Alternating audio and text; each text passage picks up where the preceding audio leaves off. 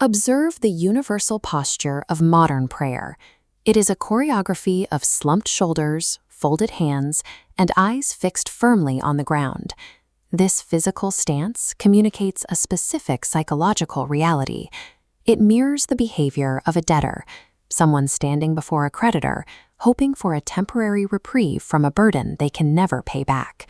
This dynamic of consumer passivity serves a purpose.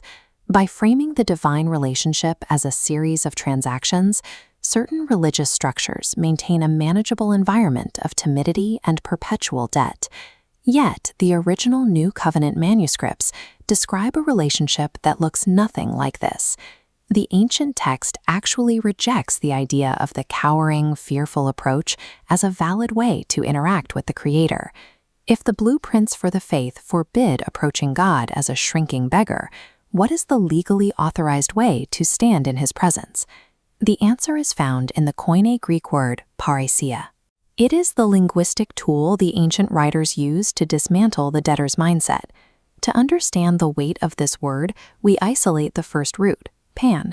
In this context, it translates to all or everything. The second half of the word is rhesis, which refers to speech or the act of speaking. Combine these roots and you get all speech. Parrhesia is the legal right to utter everything freely, without restraint or the need to filter your words through a lens of fear. This definition of total openness stands in opposition to cowardice. In the second letter to Timothy, the text states that God specifically refused to give believers a spirit of fear, choosing instead to provide power and a sound mind. Romans chapter 8 further defines this legal shift. It describes a transition away from the spirit of bondage that creates fear and into a spirit of adoption.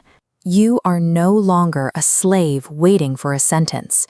You are a son or daughter holding an inheritance. Within this framework, Parrhesia functions as an objective, evidentiary right. It is a legal standing that belongs to an heir regardless of how they happen to feel in a given moment. The ancient writers took this legal definition and applied it to a physical location, the throne room of the king. Hebrews chapter 4 issues a specific mandate. We are to approach the throne of grace with this exact parrhesia, with total, unreserved boldness. This creates a distinction between standing at a distance, hoping a mediator will speak for you, and stepping into the center of the room to claim mercy for yourself. Hebrews chapter 10 clarifies that this access is fully authorized. The entry into the holy places isn't a breach of protocol. It is an entry purchased by the blood of Jesus. Because the entry is legally sanctioned, the feeling of trespassing is replaced by the confidence of an expected guest. You belong in the room because the law of the covenant says you do. Biblical prayer, therefore, is the combination of a citizen's unrestricted speech and a family member's unhindered spatial access. When you place this concept of parrhesia next to the image of the cowering beggar, the two cannot coexist. One is a legal reality, the other is a religious performance. This truth of bold access challenges any religious model that relies on believer timidity to function. If every heir has a direct line to the throne, the structural need for professional mediators and staged emotional spectacles begins to dissolve. Systems built on consumer passivity struggle to maintain control over people who understand their own legal status. Knowledge of parrhesia transforms a manageable audience back into a bold priesthood. Abandoning the debtor's posture is the first step toward reclaiming that status.